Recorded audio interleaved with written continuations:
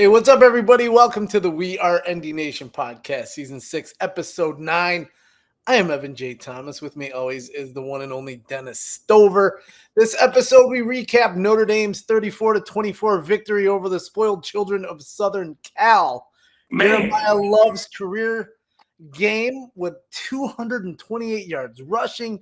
Jadarian Price had a game-changing 100-yard kickoff return, all in the rain. Dennis, we had a week off. Unfortunately, we did. But, dude, what's going on? How did you like seeing that game this past Saturday? That was awesome. I enjoyed the hell out of it. That was a game that I was because I went to the No Kings and protested and everything, and so but as soon as I got back home and I put the TV on, like all this stuff, I got so hyped. I was like pacing around my apartment, touching my jersey. You know, I was getting, because it's USC, so I was getting really, really stoked for it. And then seeing all the, the hype, the game hype shit. Yeah. So it got me jacked up, and once kickoff started, I felt pretty good about. Honestly, I was a little leery all day long, and then once it got closer to kickoff, I was like, something felt right about it. Something just felt right. It was one of those games, man. It was one of those games where, like, we basically had it the whole time. Yeah. And from kickoff to finish, especially the second half. I guess they were talking smack the whole game. Yeah. Oh, yeah. And from what I've read and what I've heard, both sides, but maybe more was coming from USC, and then obviously Notre Dame started backing it up on the field. But it was even more exciting to see old Muppet Riley do what he does best. And my favorite part, though, was the second half and pretty much making them quit in the fourth quarter. Yeah, they didn't want any part of Jeremiah Love anymore. That's what you were saying. You said they wanted nothing to do with him. They just. And the line was blowing them off. The O-line, we were down starting center, Craig, and Otting came in, and nobody skipped a beat. And see, this is what's so great, because if you go back to last year, it was all that next man up mentality, and people were injured down the stretch, and those guys could play. So that's right there in and of itself is a recruiting pitch for Freeman. I mean, let's go. Yeah, I loved everything that I saw there, especially Jeremiah Love just getting in the face of everybody after every run. Dude averaged 9.5 yards per carry. Everyone all week was talking smack about SC's defensive line and how they held Michigan. Yeah. Okay, so what I read was the over-under USC points is the lowest of the year before the game was at 24.5. And they got 24. So yeah, he hadn't been sacked. Going to the defensive side, he hadn't been sacked. I think he was sacked all year 2 or 3 times, and Notre Dame got him for 3 sacks, I believe. Was it 3? Let me look. 2 actually. 2. So yeah, he had been sacked like 2 times. And Traore. Awesome sacks there. But man, again, the game by Jeremiah Love. Luckily, we had that game because CJ Carr, he was a guy. 16 of 26, 136 yards, TD and an interception. He did his job, though.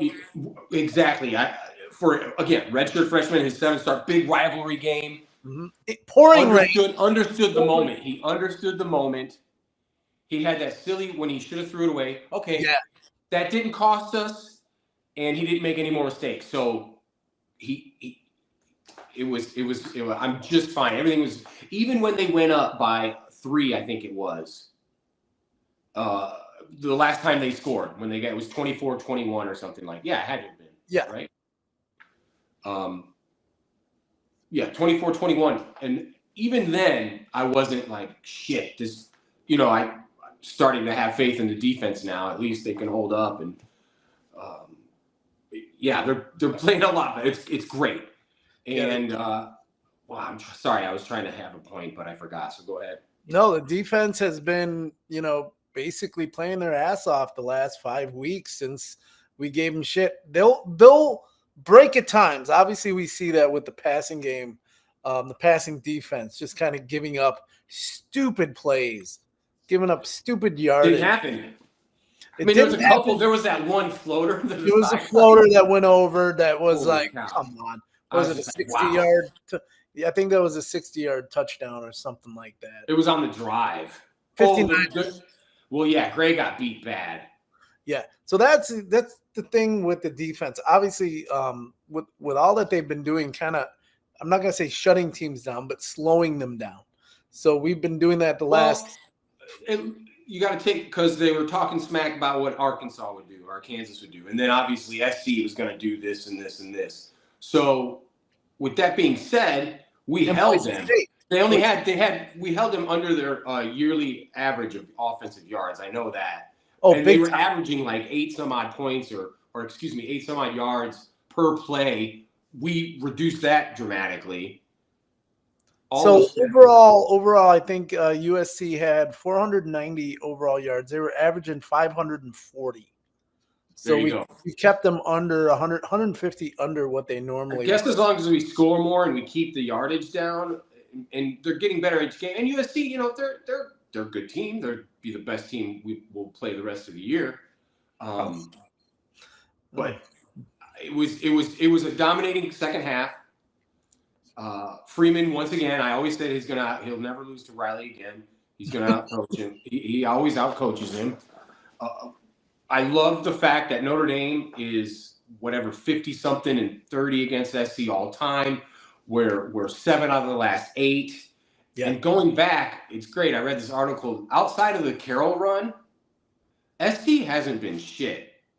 So from 01 to 09, that was Carroll years. Other than that, you look at all the other time, he dominated. We only beat him one time. We were 1-8 against Carroll. But now it just goes to show, spoiled children is definitely not they're a juggernaut of yesteryear. At least we haven't won anything since '88. But I would definitely say that Notre Dame is the stronger program. So the all-time rivalry has Notre Dame 52 wins, USC 38 wins, 5 ties. There you go. So there you go. So yeah, like you said, those 8 years in there, basically. That's it. And then there's a couple years here and there where they're okay.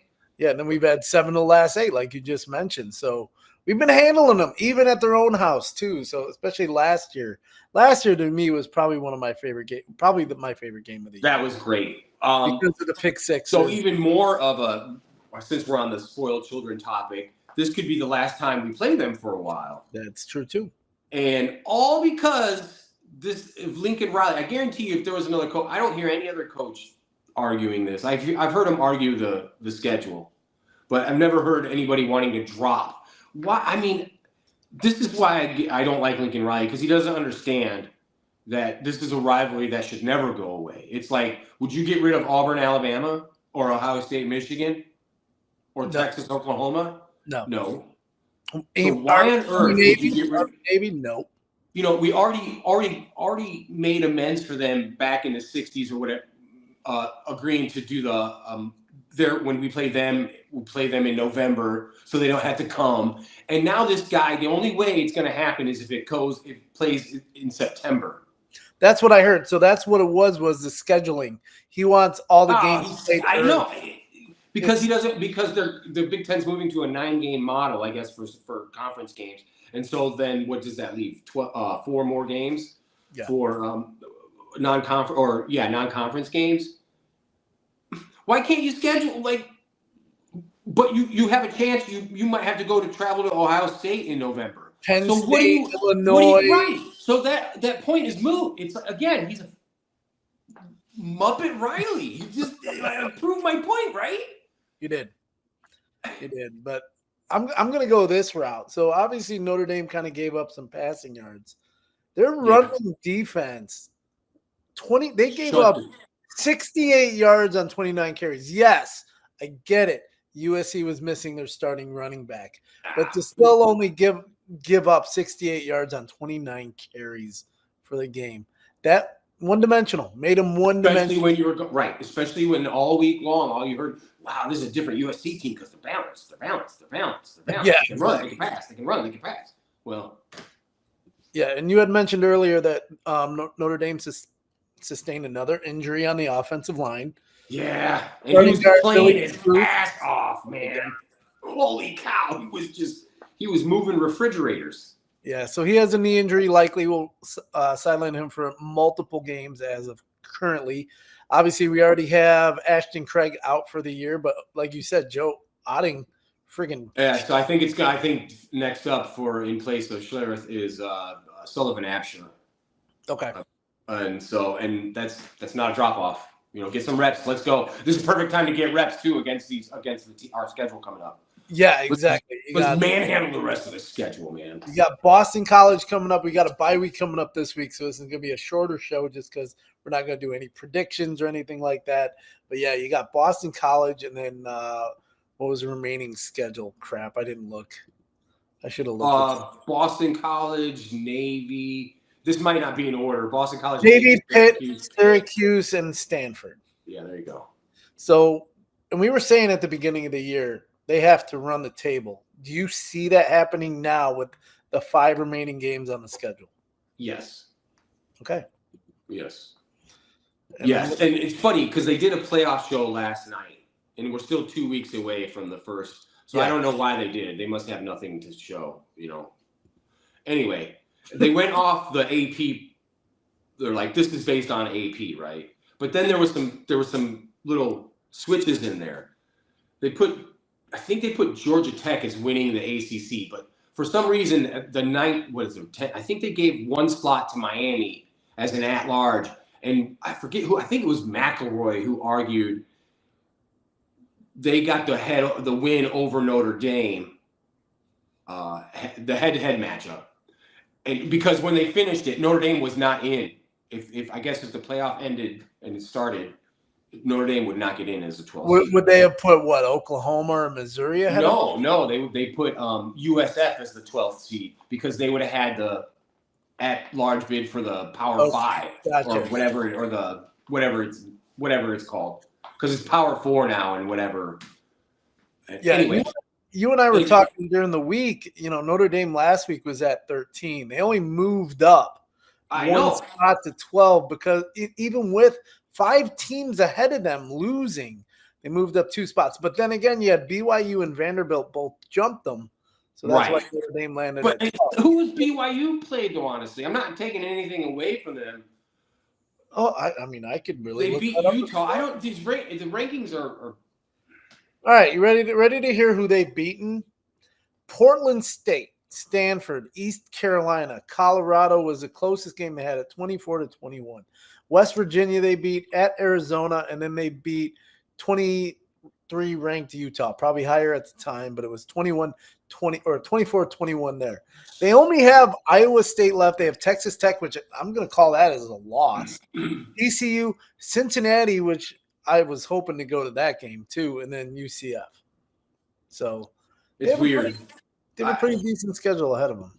I'm not pressing the pan. I'm not bringing this up because I'm worried about Notre Dame because there's still a lot of football left and things are going to play out. But I just couldn't understand this. Well, one, if you look back too, because the whole argument of early season loss versus a late season loss doesn't matter anymore, right? Not really, because you can have, in theory, Texas A&M could be undefeated in the SEC championship game and then lose, but still get in as one loss, right? Correct. So I get pissed because I immediately thought of 93. Okay. And so based on that logic, if there was a playoff then Notre Dame wouldn't have got in because then we had the head-to-head. Excuse me, I'm saying it wrong. We had the head-to-head against Florida State, right? So we should have been ahead of them.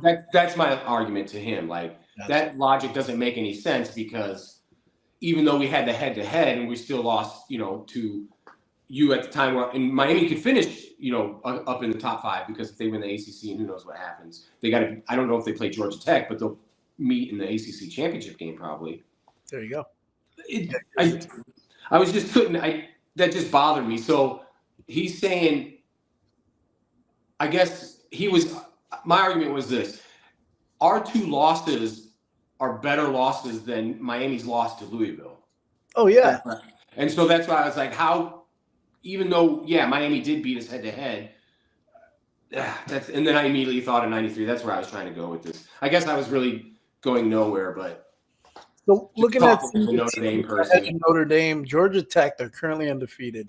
The remaining games are Syracuse, NC State, Boston College, Pitt, and then at home against Georgia. Right. I didn't realize that one. So obviously, that's going to be good. Miami, who obviously lost their first game and was Notre Dame's first loss, they have left on their schedule at SMU, Syracuse, NC State, Virginia Tech, and Pitt. So they don't really have NC State could give them a good game. It could give them a good game, yeah. Um, Well, yeah, we already went over BYU. Vanderbilt this week has Missouri coming to town. Yeah, that's where game day is. Ole Miss has like a juggernaut of freaking – no, actually they don't. I thought they did. I think that's Oklahoma, they said. Oklahoma, they're there. And then you got South Carolina, the Citadel, Florida, and Mississippi State. So it's unbelievable going into, seeing these remaining schedules and then also seeing the teams that were like higher up and then just losing like crazy. So, and then firing coaches because you had another one this week, Florida, Billy Napier. Yeah, Billy Napier. That was not really a shock. I'm giving props to Dennis for calling the James Franklin one. Week yeah. Your viral video on our social media went over 500 views. So, dude, well done. Sweet. Exactly. I had to give you the props since you gave me Jimmy Franks. Yeah, so it's interesting. And then he was on game day being interviewed. He's like, "I'm taking the next job is where I'm going to win the championship." Okay, dude. It's tough. You and 128 other teams. So that's a good topic. Just like, would Freeman go to any of these job openings? No. And I'll tell you why. Right now, his contract, I think, for the next 2 years are like, I think he's getting $12 million a year, 11 or 12 million a year. You don't see too many teams are probably going to put that up. It's funny because 10 to 15 years ago, people would have been like, yeah, he should leave for wherever he can, right, to coach Notre Dame. But now there's no way that Florida, Penn State, who else is out there? Oklahoma State. Oklahoma State. You got UCLA. Yeah, there's no way any of those jobs are better. The only way I think Freeman, because he played for we played for a national title last year. So Notre Dame can't play for a title. You can't win at Notre Dame. Yeah. Exactly. So now the only way he goes is something happens at Ohio State, but nothing's going to happen at Ohio State. And I still don't know if. That's like, to me, I think that's 95. But where I feel is a 99%, 9 is the NFL. If the NFL came calling, depending on the team, I think he would go. True. Because if the Jets coming, he ain't going. I hope not. I mean, but how do you, as a coach, how yeah. Well, it depends on the situation. It depends on the money, and it just depends. Because if you got a 6-year contract that's solid compared to going to the NFL where you're making maybe just a little bit more with like 3 years, it's like, what do you take? You got to move your entire family. And we know Marcus Freeman has a big family. So it's not like you can just move 2 kids. It's like 8 kids. Yeah. So, yeah, it's not easy for him to do that. And if he, I mean, it's possible. And what the funny thing I saw a bunch of people out there saying, Notre Dame's overrated. But then every job opening that comes up, we got to get Marcus Freeman. Right. Yeah, exactly. So it's like, what? Okay, make it make sense to me. Here, I'll make it make sense. Colin Cowherd, he was going through his like little college football thing, and he said, and this is how I was thinking. This is how I see this year, right? There is one pretty close to dominant team in the country, right? Like overall best. That's Ohio State, right? And then he was like, then you have teams that are good. And he said Indiana, Alabama now, and then he said Notre Dame. And then also Joe Clapp backs that up and some other cats. I think who was saying it? Reese Davis and Booger McFarland said it last night on that show too. They're like, despite their ranking, Notre Dame's a top 5 team right Oh now. yeah, I kept seeing people saying there's only like 2 teams even better than Notre Dame right now. And it's Notre Dame, they're saying Notre Dame right now, based on both sides of the ball and how they're playing and everything, in 5 games, they could be on the field with Ohio State and Bama, and not that we couldn't, but we could win those games. And before you and I even jumped on, you made a comment to me about the first 2 games that they lost. Bring it back. Oh, it was combined 4 points? Yeah, where you said if we played them right now. Oh, yes. If we played those teams, if we lined up right now, we would win those against Miami. I say that. I could say it as a not being a Notre Dame fan. I could say that, or you should anyway. Not saying that we would, but I think we could. I'm not. If we line up again, and of course you could say that about any team. If Alabama lined up against Florida State. Well, yeah, Florida State's lost 4 in a row. That was correct. Yeah, but I just see Notre Dame should have actually beat Texas A&M to begin with. So that one obviously should have been a win. Obviously, there were things that gone wrong.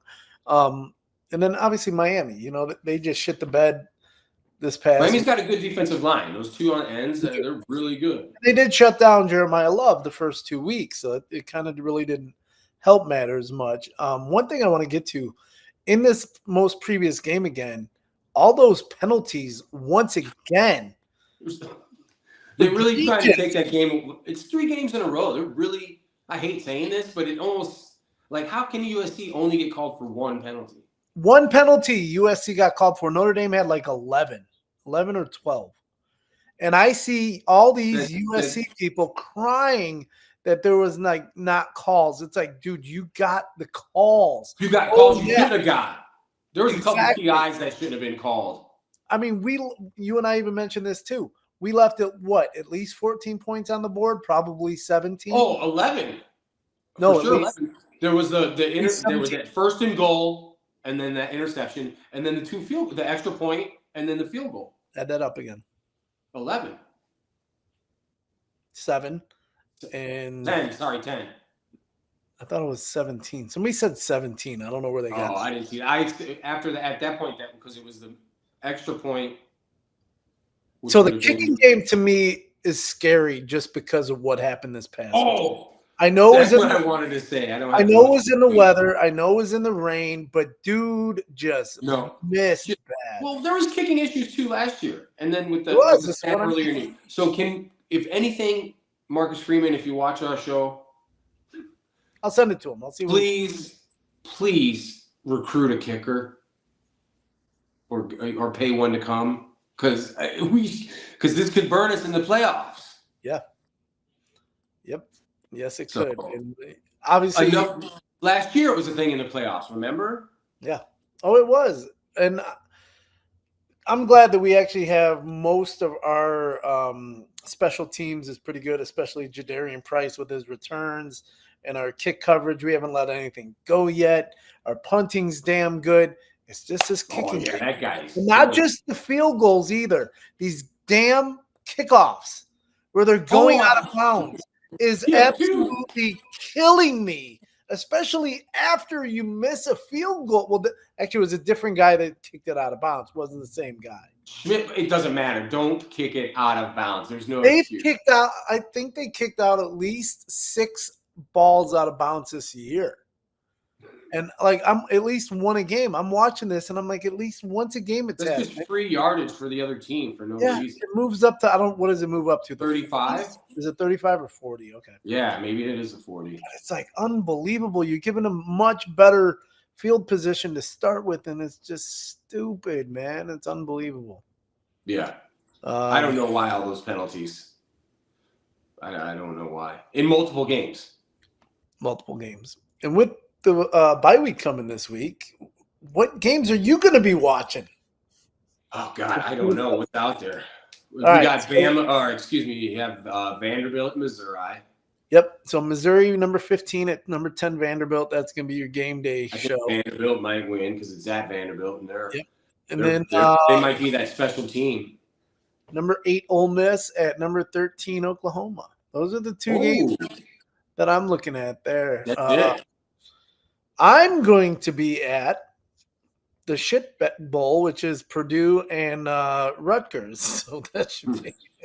That'll be fun. Oh yeah, it's free tickets. I can't complain. So Yeah, it'll be a good time. but yeah, my buddy Greg and I were gonna have a blast. Let's see, there's some other games out there. You got number 16 Virginia at North Carolina. North Carolina is just like shit the bed. I like that Virginia team, man. They're good. South Florida is gonna be at Memphis. Let's see what some of the big names. You got Alabama number 4 at South Carolina, BYU at Iowa State, Illinois at Washington. So these are some of the ranked teams. Oklahoma State at Texas Tech, number 14. Baylor at Cincinnati. Stanford at Miami. And then Wisconsin at Oregon. Will Wisconsin even score a freaking point? Because they just suck. Wow, Luke Fickle's gone. There's going to be so many coaches. That's going to be another one that's going to be fired. It's really sad, too, that they fire these cats now in mid-season. Because it's NIL. Yeah. Think about it. They're dumping in money. So they're like, buddy, you ain't winning. The buyouts don't matter. Yeah, and who also could be on the chopping block? Oh, Norval. Our buddy down at LSU. Oh, right. BK. Yeah, he lost to Vanderbilt. He plays this week. He's playing at home against Texas A&M. And then next week, if he wins that'll save his job. Dude, he's going to be at Alabama the week after. Then he has Arkansas, Western Kentucky, and then at Oklahoma. Man, he might get 2 more losses. He has 3 of the next 5 games are against big-time ranked teams, man. I mean, Brian Kelly. Oh, I love it. He's going to get fired. He could have been playing for a natty last year, and this cat's going to get fired. And I was so pissed when he left, and I'm like, you know what? Thank God he's gone. I mean, thank him for hiring Marcus Freeman. How's that? Yeah, there you go. Exactly. The best thing he did for Notre Dame, baby. Another thing before we get out of here too. So I want to do an idiot of the week. I don't know if you picked anybody, if you had anything, but you can do yours. I got a good one. So my idiot of the week this week is Carson Beck, quarterback of Miami. He threw 4 interceptions this past week in the loss. First loss of the year. They dropped down. He called out his tight end during the press conference after the game, saying that he ran the wrong route when Beck threw the pass. Okay. Just because you ran the wrong route doesn't mean that that's on. Yeah, I get it. People make mistakes. But so did you how many times? You don't throw. It's not good, man. Especially if you said that in the press conference. What happens in the locker room then? Well, he's not going to have many friends. I don't think he really cares. He's getting his money. He's done at Miami after this year anyway. He's got his Lambo. He's like, yeah, exactly. He's got his girl. Or wait, who knows? He cheated on the hot girlfriend. That's right. Like an idiot. But yeah, that's my idiot of the week, Carson Beck. Damn, man. What a fool. Who calls people out besides Tua Tagovailoa? Yeah. Calling out his teammates, but Man, I wish I had. I don't know if I have one or not. I don't think I do. Nothing in baseball, nothing in. I was thinking baseball too. Boy, how about that? That was good. I'm happy it's the Blue Jays. I'm happy it's the Blue Jays too. But just watching Shohei Ohtani play, that guy's a effing machine. You see 3 home runs and 10 strikeouts. 10 strikeouts in the shutout, 6-inning shutout. That guy is a machine. They already made their money on that $700 deal in 1 year. Did they really? The Dodgers made more than $700 million in profit in 1 year. Wow. And yeah, that guy, like I said, he's a machine, man. Unbelievable. Wow. Look at us going multi-sport. And the Dodgers, I mean, they're going to be good. It should be a good World Series. I'm expecting. I don't hate the Dodgers. I always want the National League to win, but I'd like to see Toronto win this year. Now, I don't hate the Dodgers because of Shohei and because of Freddie Freeman. Right. No, I don't. Betts is good, but like the rest of the team, man, whatever. I like the Dodgers. Dodgers are great, man. I mean, they started in Brooklyn. Hello, BK. There you go. Yeah. I was kind of happy.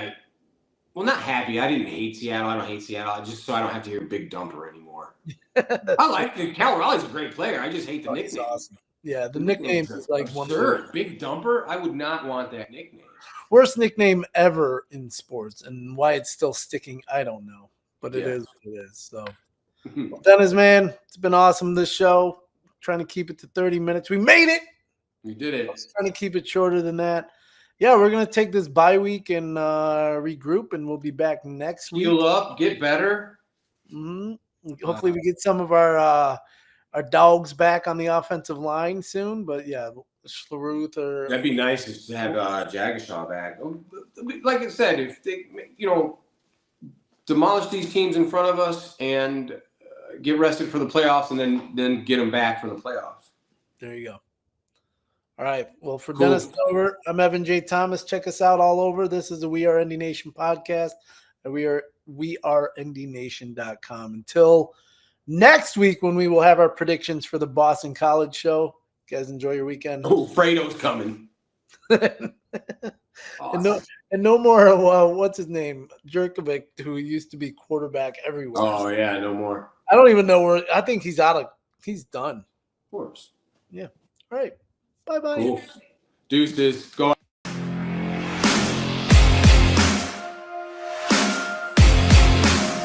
Thank you.